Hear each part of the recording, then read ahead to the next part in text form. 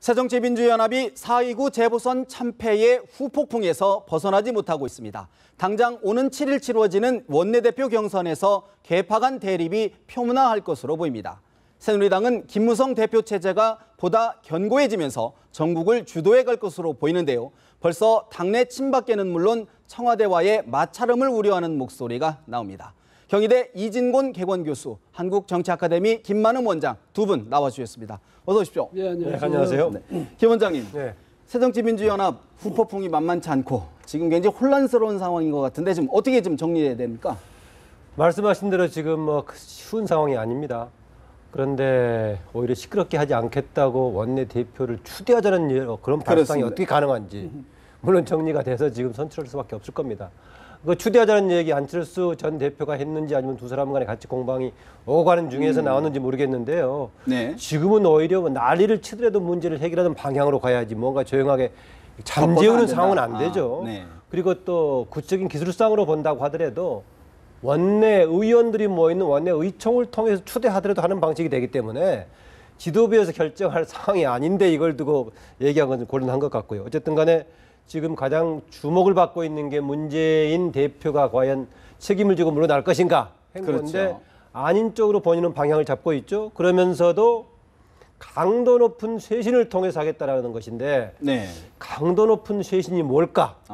보통 당 혁신 쇄신할 때 강령이라든가 이런 것을 교체하는 것, 바꾸는 것하고 리더십과 교체. 조직 구성을 바꾸는 네. 건데 지금 무슨 강령 문제가 아니지 않습니까?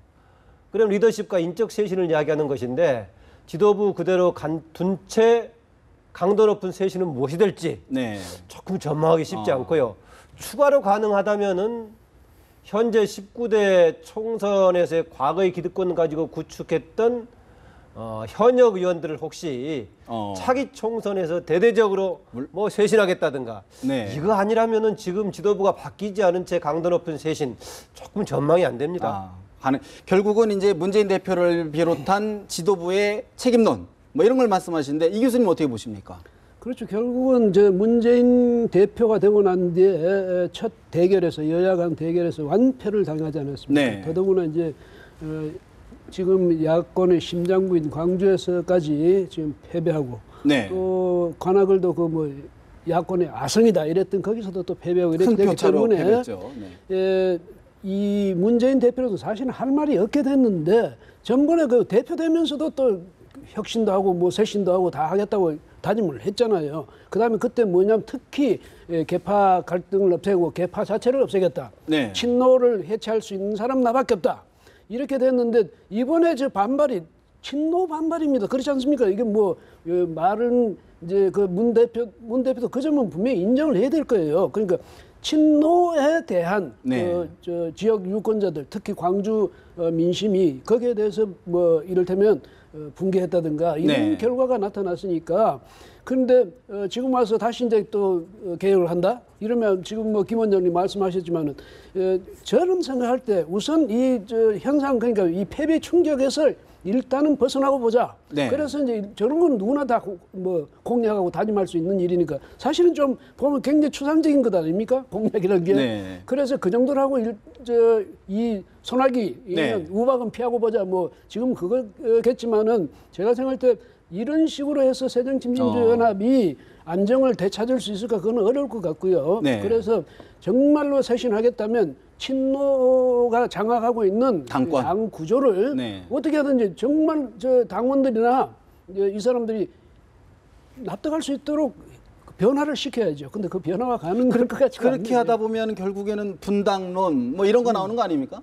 그러니까 지금 제일 문제가 그거 아닙니까? 근데 다만 이제 이번 이 보궐선거 결과를 가지고 분당에 이르기까지 할 것인가? 그건 네. 제가 생각할 때 거기까지 가지는 않을 것 같은데 다만 거기에 대해서 문재인 대표를 비롯한 그 이른바 친노 지도부가 지금 그러니까 실세들이 계속 지금까지 스탠스를 계속 고집한다면 그다음에 하는 신용만 하고 계속 자신들은 계속 당내 유지한다면? 당권은 자신들이 계속 네. 지키겠다고 한다면 아마 반발 세력이 만만치 않을 것이고 그런데 당내에서 그런 식의 반발 세력이 커지고 네. 외부에서 어떤 흡인력이 생기고 이렇게 되면 당이 분열될 수도 있죠. 그런데 그 점을 현 지도부는 아주 유의해야 될 것 같네요. 볼 것이다. 저도 제가 말씀만 드렸던 것 같은데 이 자리에서요. 네.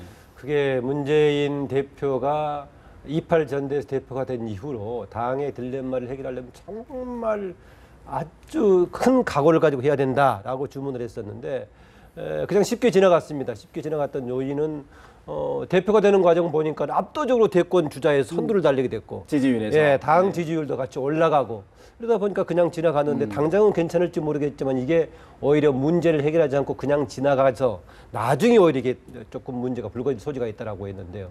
몇 가지 지적을 드렸는데 그중에 하나가 이번 선거에서 드러났습니다. 주요 지지 기반은 호남하고 수도권 호남 출신인데 네.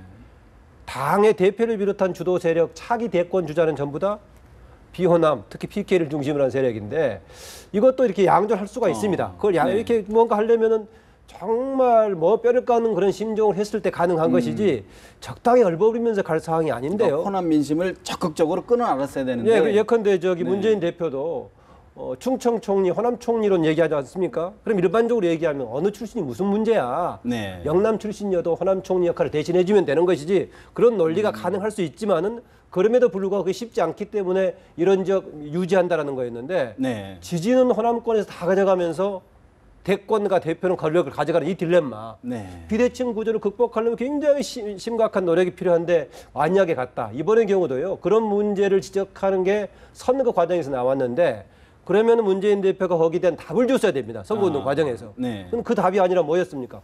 분열에 대한 공격이었죠.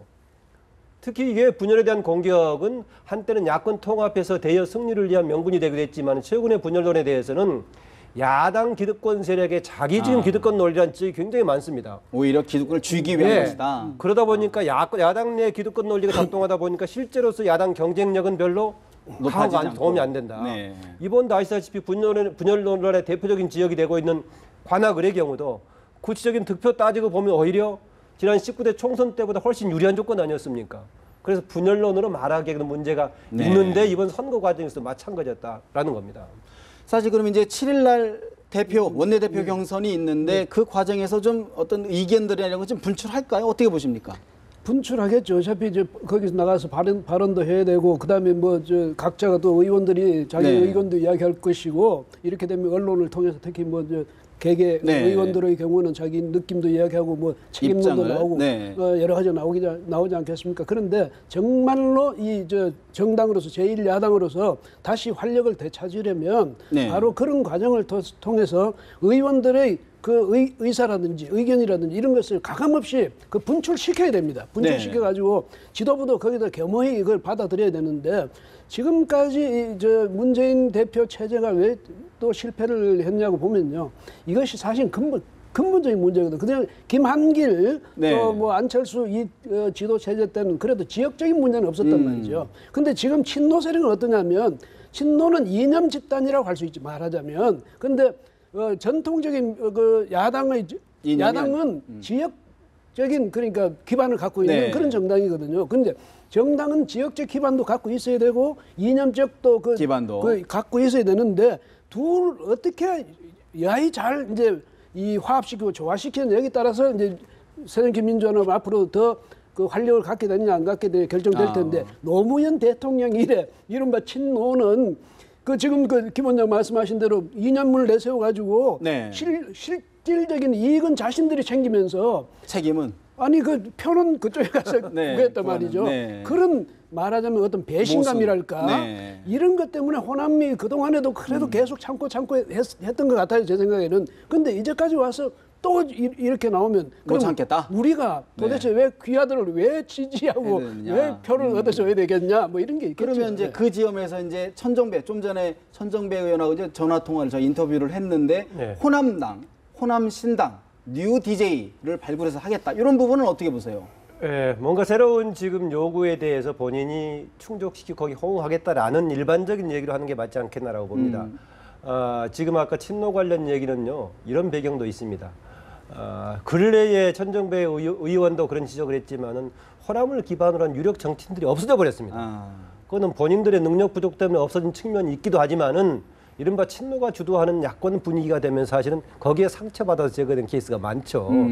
예컨대 지금 천정배 의원 또 정동영 전 의원의 경우도 1996년에 데뷔했던 유력한 사람들 중에 한 사람들이죠. 하나였죠. 네. 이번에 다행히 천정배 의원은 됐기 때문에 그렇지만 그때 유력하게 등장해가지고 한 5선쯤 할 사람들이 다 지금 상처 입고 좀 나가버린 그런 네. 상황인데 그런 것에 대한 문제 제기라고 보고요. 이번 선거에서 22.5%라는 압도적인 차이로 된 배경에는 천정배 의원이 그만큼 압도적인 매력이 있어서라기보다는 새정치민주연합이 가지고 있는 그런 문제에 대한 불만들이 그걸 통해서 분출되었다는 점하고요. 호남권 주자가 없다는 점. 예, 분출되었던 점하고 또 하나는 새정치민주연합 공천이 엉망이었습니다. 아다시피 조영택 후보, 조영택 전 의원한테 미안한 말씀이지만은 그 옆에 지역구에서 바로 다른 때도 아니고 현재 있는 19대 총선에서 서구 갑에서 네. 무소속으로 나갔던 분 아닙니까?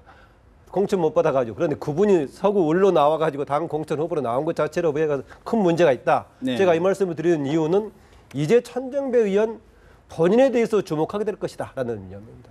그동안의 이번에 재보궐 선거 과정에서 천정배 의원이 주장했던 명분에 대해서 사람들이 상당수 공감하지만은 사실 당신도 거기에 대한 책임이 있지 않느냐라는 지적도 있었단 말이죠.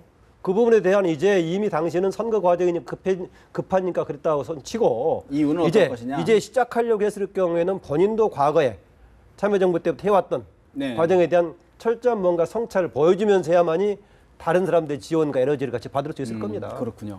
또 하나 천정배 의원 못지않게 사실 이제 여권에서 뜨는 남자가 있죠. 김무성 대표를 언급하지 않을 수가 없는데 당내에서는 뭐 선거의 남왕이다 뭐 이런 말까지 나왔는데 어떻게 보십니까? 그렇죠. 근데 김무성 대표가 오늘 이번 선거 때문에 갑자기 선거의 남왕이 된 건 아니고 네. 이미 대선을 총괄 지휘해서 대선을 성공시켰고 730 보선에서도 뭐 완승을 했죠. 그렇죠. 완승을 네. 했거든. 그러니까 저분은 가만 보면 그야말로 선거의 전문가예요. 그러니까 네. 우리가 그 박근혜 대통령을 보고 이제 뭐냐면 뭐 선거 여왕 여왕이다. 이런데 뭐 굳이 그런 표현을 빌리자면 선거의 남왕이기에 충분하죠. 근데 이제 어쨌든 또 운도 좋은 것 같아요. 왜냐하면 여권 내에서 네. 그동안에 강력한 도전 세력이라고 여겨졌던 몇 분이 제풀에 주저앉아 버렸단 네, 말이죠. 네, 그래서 네. 그런 점에서 운도 있는, 정치는 주로 운이라고 하니까 있는데, 운칠기삼. 예, 네. 그것이 근데 사실은 본인한테 반드시 좋은 것만은 아니에요. 왜냐하면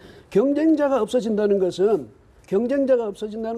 자신의 전투력, 전쟁의 수행 능력 이 자체를 또 약화시킬 요인이 될 수 있거든요. 근데 저분은 아마 보니까 이번에도 아주 사례가 굉장히 깊게 이제 그렇게 그런 모습을 보였거든요. 뭐 왜 보선 끝나고 나는데 이 TV 보다가 웃는 사람 얼굴 나오니까 바로 전화해가지고 웃지 말라고 했을 네, 정도로 네. 아주 조심하는 모습을 보였는데 이제 앞으로 네, 저분의 과제는 네. 이제 당내에서 경쟁자를 오히려 키워야 되고 또 한편으로는 박근혜 대통령과의 관계를 야이 스무스하게 잘 이끌어 나갔냐 이게 이제 아주 큰 과제다 뭐 이렇게 볼 수 있겠네요.